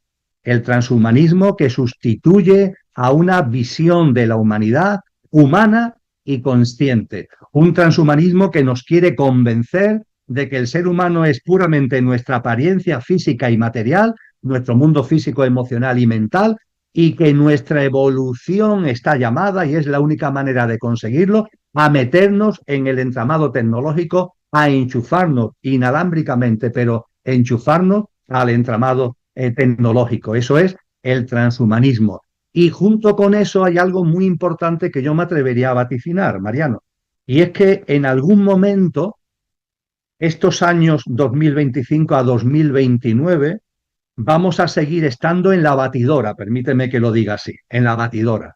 Removimientos, tensiones, conflictos, muchos de ellos, la inmensa mayoría, promovidos por ellos mismos, porque se trata de tener al ser humano metido en la inseguridad, en el miedo, en la incertidumbre, en la inestabilidad, porque eso nos hace frágiles, porque eso nos hace caer precisamente en el derrotismo, porque eso nos hace no prestar importancia y la atención debida a la conciencia. Yo barrunto que entre el 2025 y el 2029 vamos a seguir en la batidora. Esa batidora ellos le han dado un nombre. Está en el Pacto para el Futuro que se aprobó en Naciones Unidas con el apoyo unánime de 193 países en septiembre del año 2024, se llaman los shocks globales, que están perfectamente descritos. Son como los botones que tiene la batidora y que pueden ir pulsando para tenernos, pulsando uno o pulsando varios a la vez, tenernos permanentemente ahí. Porque su objetivo es que nuestro nivel de confusión sea tal que cuando ellos, como gobierno mundial, aparezcan en la escena, lo aplaudamos. Porque ellos aparecerán en la escena, Mariano, vendiendo que traen ya por fin la paz y la seguridad. Fíjate, está anunciado en los textos cristianos de hace 2000 años. Ojo, ojo, porque llegará un momento en el que los que gobiernan el mundo, y lo gobiernan además de una manera involutiva, aparecerán ya directamente en la escena y harán una proclamación de paz y de seguridad. Y después de tanto tiempo en la batidora, ya llevamos un tiempo, y lo que nos queda, pues la gente, de forma inconsciente, querrá creerse que eso es así. Y aplaudirán la instauración de ese nuevo orden mundial, que es ni más ni menos que más de lo mismo, pero revestido de otra forma, la plasmación ya pública de lo que ahora mismo está detrás de las bambalinas y no vemos en el escenario, y de un transhumanismo donde lo virtual y lo artificial se va a revolver directamente contra el ser humano para, repito, convertirnos en un engranaje más de ese entramado tecnológico completo. Esto es para mí la síntesis de lo que es el nuevo orden mundial, lo que es la síntesis también de lo que vamos a vivir. Esta batidora para ellos es absolutamente imprescindible. Podemos tener dudas de qué botón van a apretar y hasta y qué nivel de intensidad le van a dar apretón. ¿Va a haber una guerra mundial? ¿No va a haber una guerra mundial? ¿Va a haber nuevas pandemias? ¿No va a haber nuevas pandemias? ¿Hasta dónde van a llegar y a dónde van de alguna forma impulsar las emergencias climáticas? ¿Hasta dónde puede haber fenómenos? Porque en la relación de hechos globales hasta se habla de esto, fenómenos que vienen del espacio exterior, que pueden de alguna forma afectar a la dinámica de vida habitual.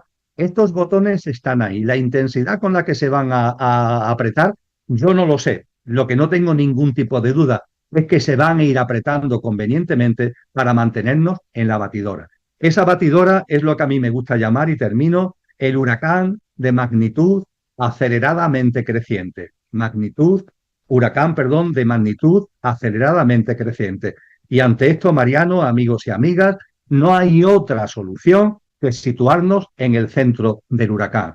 Y eso se consigue con conciencia, situarnos en el centro del huracán. En el centro de un tifón no hay viento. En el centro de un tifón la temperatura es cálida y los cielos están despejados. En el centro del tifón. Como te salgas, te ves metido en el torbellino. Y claro, si no vivimos en conciencia, si no tomamos conciencia conociéndonos a nosotros mismos, conociendo los signos de los tiempos, interrelacionando el conocimiento de nosotros mismos con el conocimiento de la realidad, abriendo una dinámica de vida. Hemos incidido ya en muchos campos, ¿verdad?, de esa dinámica de vida consciente que tenemos que llevar a cabo en nuestra relación con la vida, en nuestra relación con los demás, en nuestra relación con la tecnología. Si no somos capaces de tener responsabilidad con nosotros mismos y situarnos en el centro del huracán, en ámbitos como los que hemos comentado y todos los demás de nuestra vida cotidiana, vamos a ser simplemente manipulados, vamos a ser simplemente tergiversados y vamos a ser simplemente convertidos, sin darnos casi ni cuenta,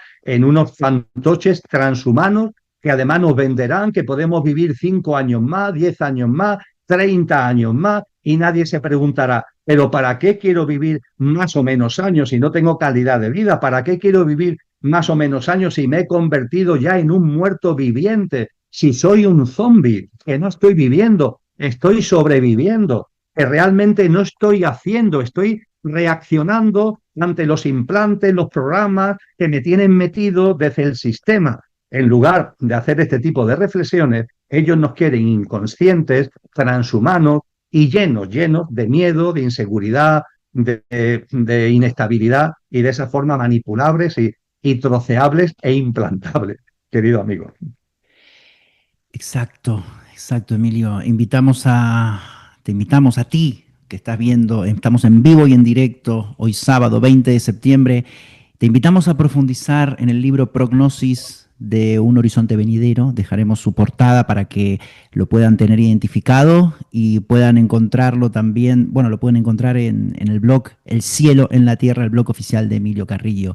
Bueno, sí, la verdad que según lo que mencionas, Emilio, el panorama parece muy sombrío. Bueno, crisis climática, venimos hablando de la crisis climática, de las desigualdades crecientes, de la concentración tecnológica, el monopolio de la tecnología, la inteligencia artificial, pero lo más duro es reconocerlo, ¿no? El sistema actual no es que está en crisis, sino que el sistema es la crisis. es la crisis.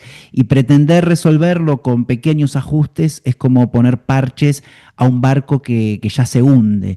Sin embargo, la historia nos enseña algo importante. Las crisis también son catalizadores de cambio. Nos colocan frente a un espejo y nos obligan a elegir. La humanidad tiene hoy la oportunidad, quizás la última de esta humanidad, de construir un nuevo paradigma basado en el cuidado mutuo, la justicia social y el respeto profundo por la naturaleza. Y el reto no es menor, decidir si seguimos defendiendo un sistema, como tú bien dices, depredador, que nos lleva directo al colapso, o si nos atrevemos a reinventarnos colectivamente. Y en lo que respecta a la Agenda 2030, necesitamos algo más que discursos, necesitamos ética, necesitamos cooperación, pero traducidas también, todo esto traducido en tratados fuertes, ¿no? En tratados sólidos, con compromisos reales. Hoy el desarrollo sostenible que proclama la Agenda 2030 no es más que un maquillaje verde, ¿no? Campañas de marketing que aparentan compromiso ambiental o compromiso de otras índoles, mientras se mantienen intactos los mecanismos de explotación y desigualdad. Entonces, claro, reciclar plásticos no basta si seguimos sosteniendo un modelo basado en el consumo excesivo y en la sobreexplotación de recursos naturales, ¿no? Los países ricos y las élites corporativas, lejos de dar el ejemplo, buscan salvarse a sí mismos, ¿no? Es un sistema egoísta, dejando atrás a los más vulnerables. Y esta falta de solidaridad convierte a la Agenda 2030 en un documento de buenas intenciones desconectado de la realidad, ¿no? Entonces, quizás la salida viable sería, pienso yo, y ahora Emilio compartirás, impulsar tratados internacionales quizás más comprometidos, más sólidos, más rigurosos, que obliguen a todos los países, especialmente, volviendo un poco al cambio climático, es un tema muy preocupante, especialmente a los más contaminantes, ¿no? A reducir emisiones y a aportar un financiamiento climático justo. Por nombrar un ejemplo, Emilio, tú conocerás muy bien, en 2015 casi todos los países del mundo firmaron un acuerdo de París con un objetivo claro, ¿no? Mantener el aumento de la temperatura global por debajo de 2 grados centígrados, idealmente un 1,5, ¿no? de grados centígrados. Y cada país debía presentar sus planes de reducción de emisiones y revisarlo cada 5 años. Los países desarrollados prometieron 100.000 millones de dólares anuales para apoyar al sur global en adaptación y mitigación. Pero ¿qué resultados se obtuvieron? Nada. O sea, las metas nacionales no son obligatorias, es decir, ningún país puede ser sancionado si incumple. Lo voluntario reemplazó a la obligación y el compromiso. Un ejemplo claro, Estados Unidos, bajo la orden de Trump, abandonó el acuerdo, argumentando daños a su economía y nadie pudo detenerlo. Además fue insuficiente, porque incluso si todos cumplieran lo prometido, el calentamiento superaría los 2 grados centígrados. Entonces, y también abrió este acuerdo la puerta al greenwashing, ¿no? Gobiernos y corporaciones que se visten de verde mientras continúan expandiendo sus negocios con combustibles fósiles, ¿no? Y la cifra esta de 100.000 millones anuales jamás se cumplió en su totalidad. Gran parte del dinero no es nuevo, sino que es ayuda reciclada, disfrazada de financiamiento climático, y además predominan los préstamos por sobre las donaciones en ese acuerdo, que además esto aumenta la deuda de los países pobres. O sea, fue un acuerdo utilizado para hacer negocios envueltos en falta de transparencia. Entonces, ¿no crees, Emilio, que quizás con acuerdos más comprometidos, más sólidos y más rigurosos podríamos apuntar a algo interesante a lograr como humanidad?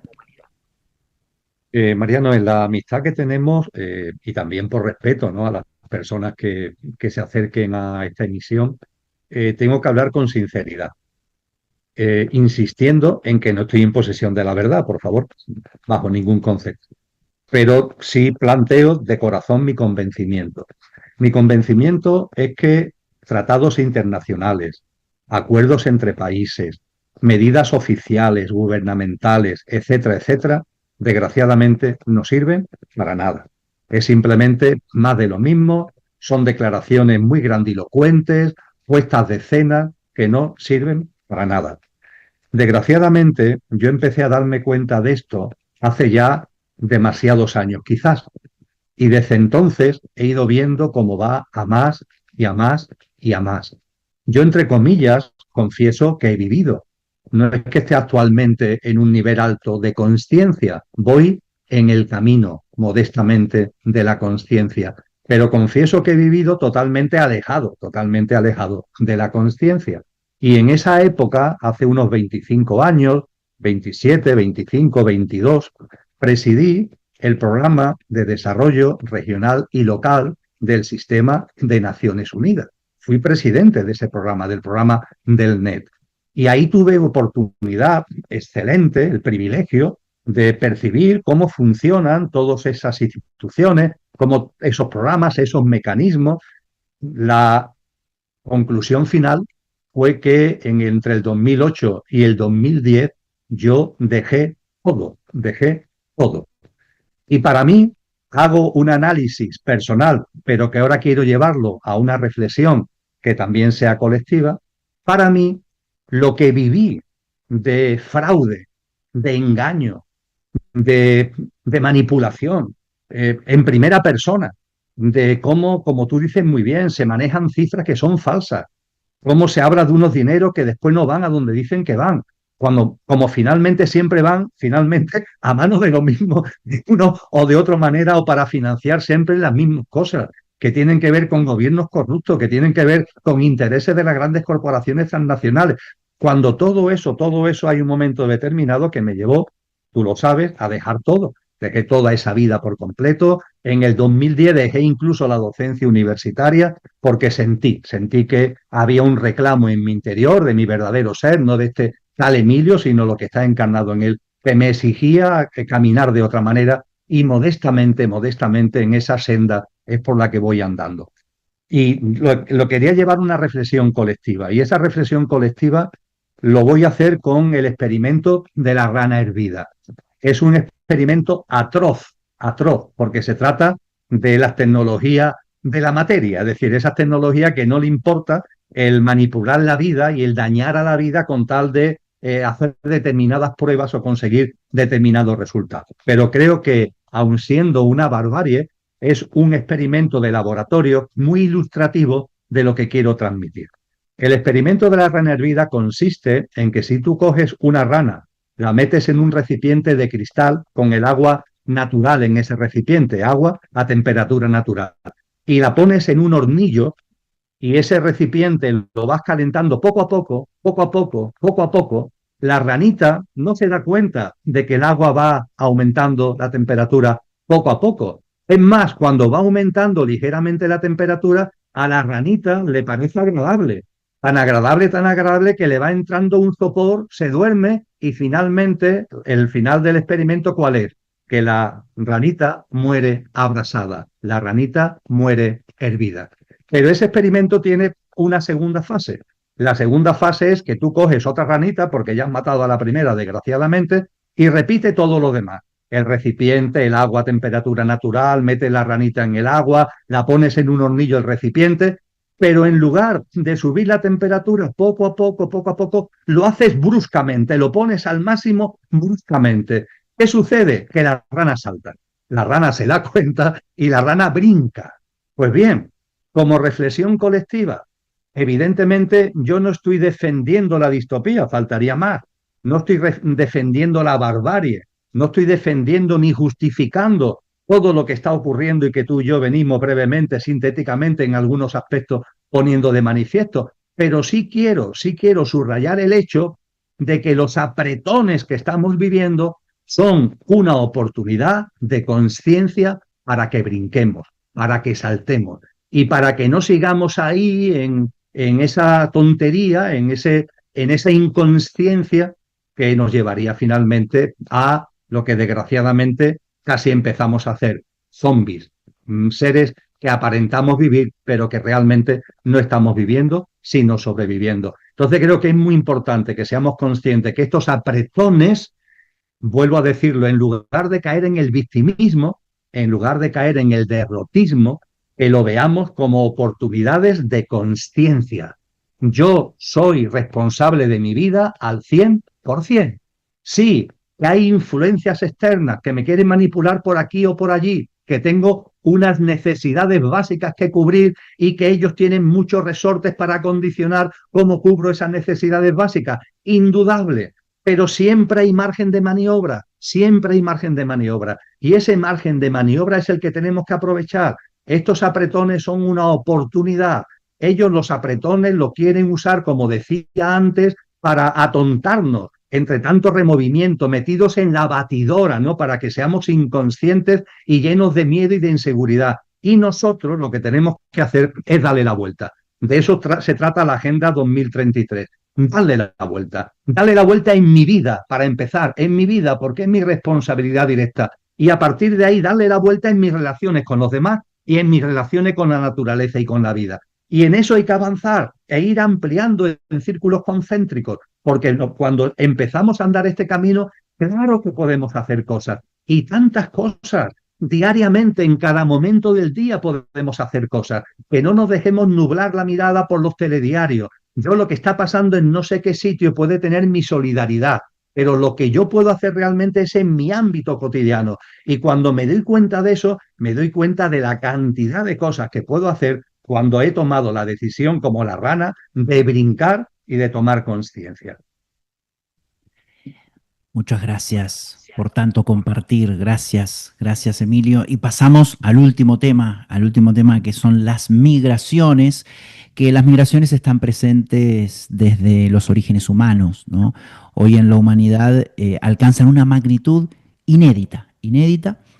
Y tras cada movimiento hay historias de esperanza y dolor, pero también la huella de desigualdades que expulsan a millones de sus hogares, ¿no? Y el impacto de las migraciones es económico, es social, es cultural, pero también pueden aportar innovación y diversidad, pero también se generan tensiones y se generan temores. Está el tema ahí bastante, hay mucha tensión, bastante ambiguo. Está también esta gran deportación que se hizo en Estados Unidos. El factor climático también hace que muchas personas abandonen sus hogares por las guerras, los conflictos bélicos. Hoy sinceramente es un tema que preocupa, ¿no? Preocupa. Y más allá de cifras, lo esencial es ver la migración como un fenómeno humano que nos reta a integrar diversidad y garantizar derechos, ¿no? Lo cierto es que ningún muro material o legislativo detiene la desigualdad y bueno, es hora de llenarnos de solidaridad y de construcción de sociedades inclusivas. Entonces, este es un gran reto para los países en el marco de las inmigraciones. Emilio, ¿cuáles son las principales brechas socioeconómicas que hoy impulsan a millones de personas a migrar? ¿Qué futuro imaginas para las migraciones en un contexto de crisis climática, desigualdades crecientes y tensiones geopolíticas?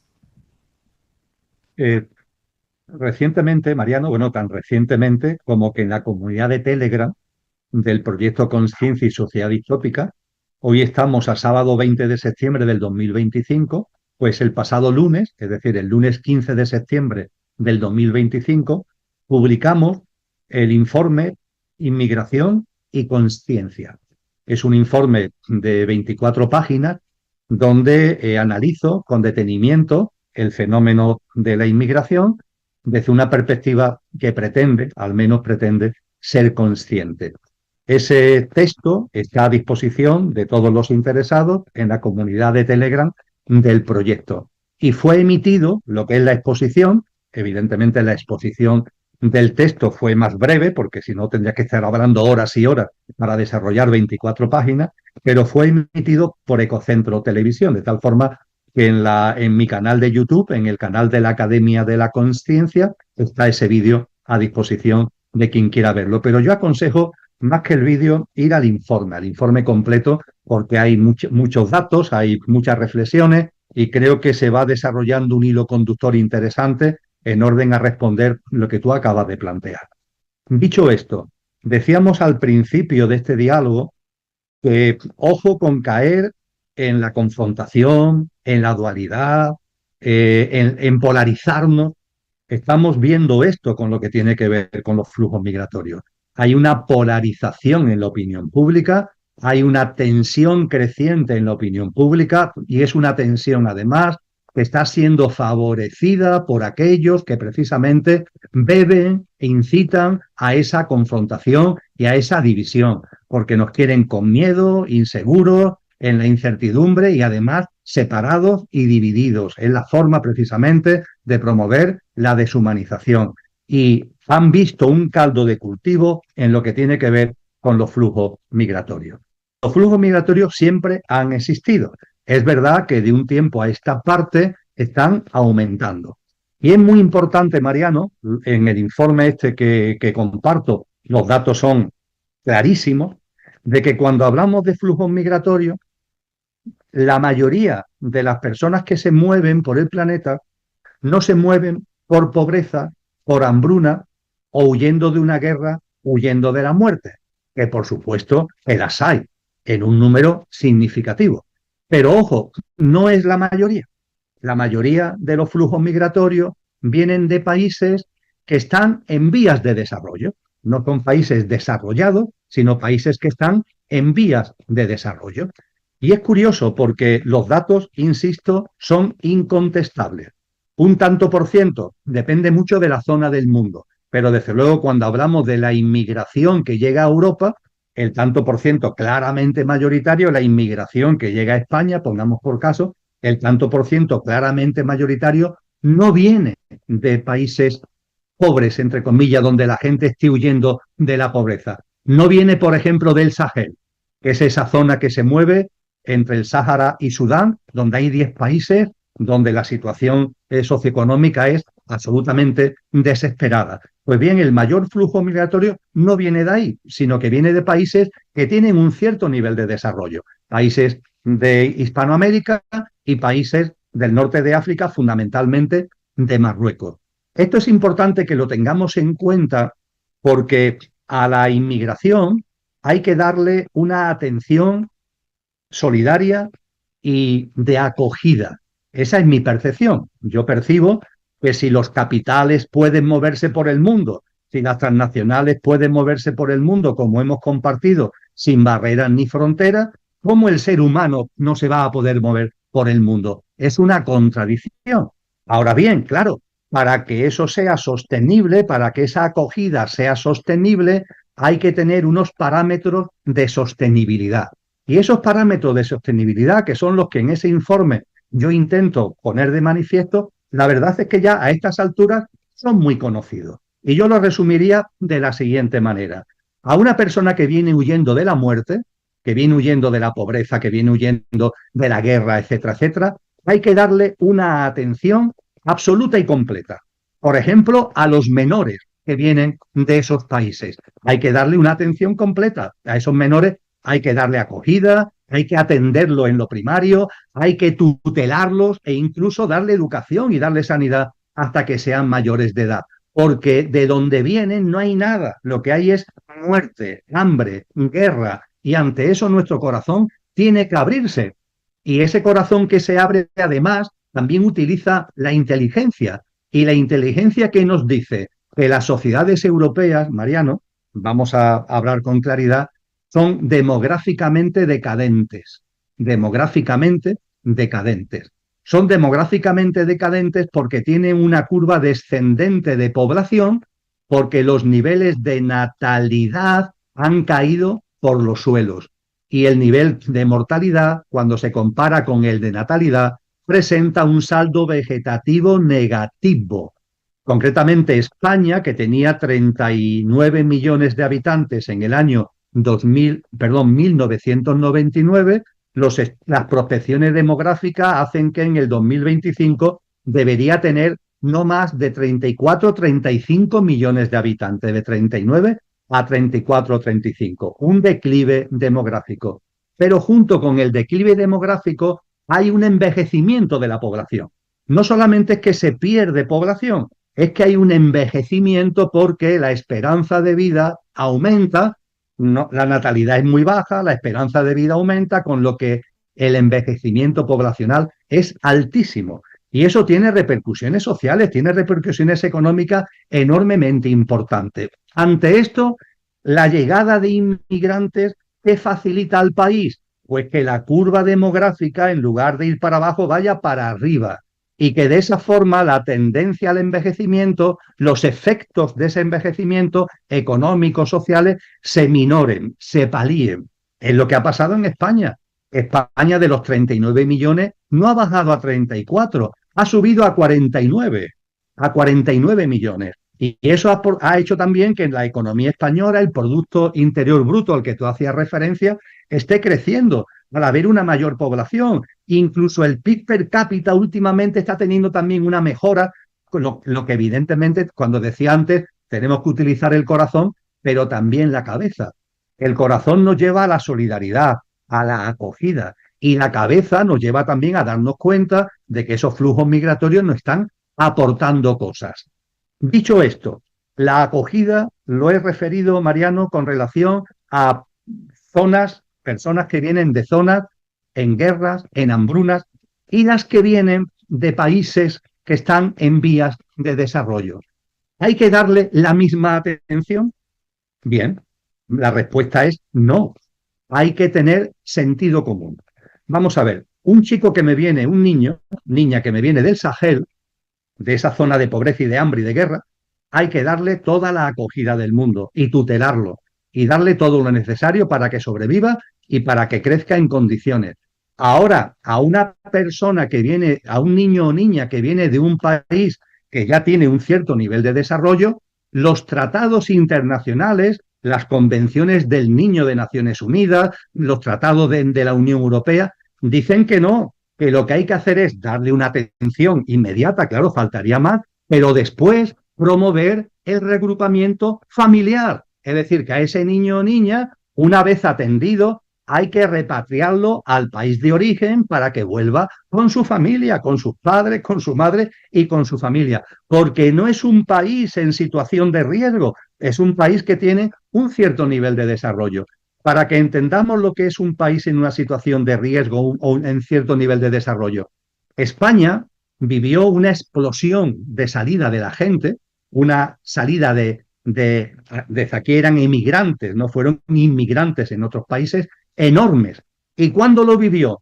Cuando ya se había quedado atrás la Guerra Civil Española y ya España empezó a tener un cierto nivel de desarrollo. Fue a partir de 1960, 1965, hasta 1975, cuando hubo más de 3 millones de españoles y de españolas que salieron fuera, a Alemania, a Francia y a otros países europeos. El español se convirtió en un emigrante. Para los países de acogida éramos inmigrantes y no estábamos huyendo de la guerra, ya no, no estábamos huyendo de la miseria y del hambre, ya no, sino simplemente que era una población que ya tenía un cierto nivel de visión, un cierto nivel educativo, que había empezado a llegar el turismo, que había empezado a llegar la televisión y que nos dábamos cuenta que había unas alternativas de vida que nos podía venir muy bien, tanto para nosotros como para traer dinero a nuestra familia. Y claro, ante ese flujo migratorio, la respuesta no puede ser la misma que ante el flujo migratorio de los países donde la gente se está muriendo. No puede ser la misma. A un niño que viene del Sahel hay que darle toda la atención. A un niño, dicho con todo el respeto, que viene de Marruecos, hay que devolverlo a Marruecos. ¿Por qué? Porque Marruecos ha alcanzado ya unos estándares de desarrollo y porque además hay que tener en cuenta que un país de acogida también tiene una limitación de recursos públicos. Entonces, vamos a ver si no caemos en el error de dedicar dinero a aquellos que pueden ser reagrupados familiarmente en sus países de origen y no vamos a tener entonces dinero como para cubrir a los que realmente lo necesitan. Con todo esto, lo que estoy compartiendo, Mariano, es que es necesario sentido común, siempre con el telón de fondo de la acogida, de la cultura de acogida y de la solidaridad, pero con sentido común para darle sostenibilidad y, desde luego, promoviendo la integración. Esa integración, por ejemplo, la está disfrutando España con las personas que vienen de América Latina. Las personas que vienen de América Latina se integran con mucha facilidad en España. ¿Por qué? Porque comparten una cultura, comparten un idioma, comparten un estilo de vida, comparten incluso unas convicciones religiosas y eso hace que la integración sea sencilla. El problema es cuando vienen personas de fuera que no tienen esa integración fácil, por así decir. Y esa integración, cuando no es fácil, hay que favorecerla. Pero claro, la integración se favorece entendiendo que el inmigrante tiene derechos y tiene deberes. Y ahí también hay que aplicar el sentido común. El inmigrante tiene derechos, aquí estamos, país de acogida, solidario, pero también tiene deberes. Porque si no se subrayan esos deberes, la integración no se va a producir. Y si la integración no se produce, al final todos salimos perdiendo. Todos es todo. La población nativa, la población foránea, todos salimos perdiendo. Así que creo que estos parámetros que acabo de resumir, que habría mucho que hablar sobre ellos, por supuesto, en ese informe creo que adecuadamente se desarrollan, nos lleva a darnos cuenta de que los seres humanos tenemos que poner por delante la humanidad. En el caso de la inmigración, eso significa cultura de acogida, eso significa solidaridad, eso significa espíritu de integración, pero que a su vez tenemos que tener sentido común para no mezclar el tocino con la velocidad, para no meter todo en el mismo cajón, para tener una serie de medidas adecuadas que favorezcan esa integración a la que vengo haciendo referencia. Y me da la impresión que en general, Mariano, y no quiero ser negativista, pero me da la impresión que no solamente en España, sino en más sitios, los poderes públicos esto no le prestan mucha atención. Esto es un tutum revolutum, que todo se mete en la misma caja, que no hay un discernimiento sobre lo que las distintas características de los distintos subflujos que hay dentro del flujo migratorio y que todo esto a su vez está alimentando una trifulca política enorme y una serie de llamamientos, de hostigamientos, de división, de separación que no nos conviene a nadie. Entonces creo que nuevamente la conciencia es la respuesta, la conciencia es la respuesta. Y en la medida de lo posible, pues llevarlo a nuestro hábitat de vida, cada uno en lo que podamos y en lo que puede ser nuestro ámbito directo de responsabilidad. Muy bien, muy bien. Invitamos a ver el informe consciente de actualidad que está en el canal de YouTube de Emilio y en Ecocentro Televisión, y también a descargarse ese informe de 25 páginas para quienes le interese profundizar en el tema. Y sí, sí, Emilio, yo comparto todo lo que mencionas, estamos muy, pero muy alineados. Las migraciones son parte de nuestra humanidad, no son un accidente, no son un problema que haya que resolver, sino un fenómeno natural en un mundo interconectado y además consecuencia de todas las cosas que están sucediendo. Y lo que sucede a veces es que hoy las migraciones forzadas suelen presentarse bajo un único prisma, ¿no? El del control fronterizo, ¿no? Muros, policías, militares, detenciones, expulsiones. Entonces, en cierta forma se criminaliza a quienes llegan, se les etiqueta como amenazas, como ilegales, como números incómodos que cruzan un mapa, pero un llamado a la conciencia, al amor. Detrás de cada persona migrante hay una historia de guerra, una historia de hambre, una historia de persecución política, de desastres climáticos, historias de seres humanos que huyen, no porque quieran, sino porque no les queda otra salida, como tú bien decías. Entonces, cuando reducimos la migración a un problema de seguridad, estamos deshumanizando, estamos negando que esas personas tienen derechos, tienen sueños, tienen dignidad, ¿no? Las convertimos en víctimas dobles. Primero de un sistema global injusto que expulsa y luego de otro sistema que rechaza y criminaliza.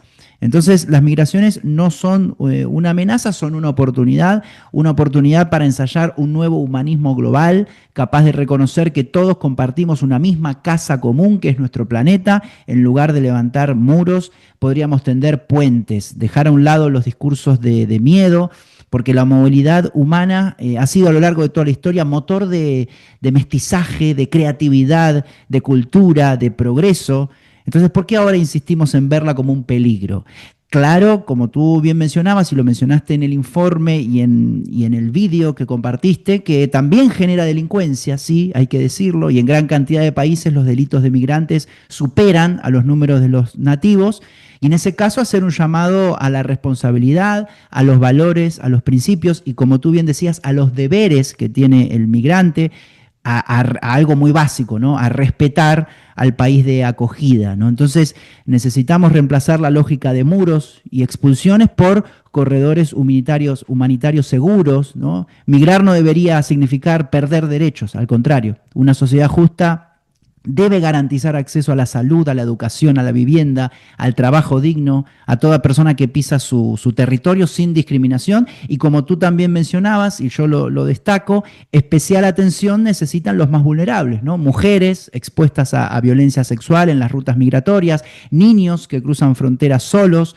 personas que huyen de la guerra y de la pobreza necesitan un trato especial siempre y cuando puedan ser, no puedan ser reagrupados y siempre y cuando haya recursos, ¿no? En el país de acogida, como tú bien mencionabas, con criterio, con sentido común, porque la integración no ocurre sola, se construye a través de programas de idioma, de formación laboral, de espacios culturales y educativos que faciliten el encuentro entre quienes llegan y quienes ya están.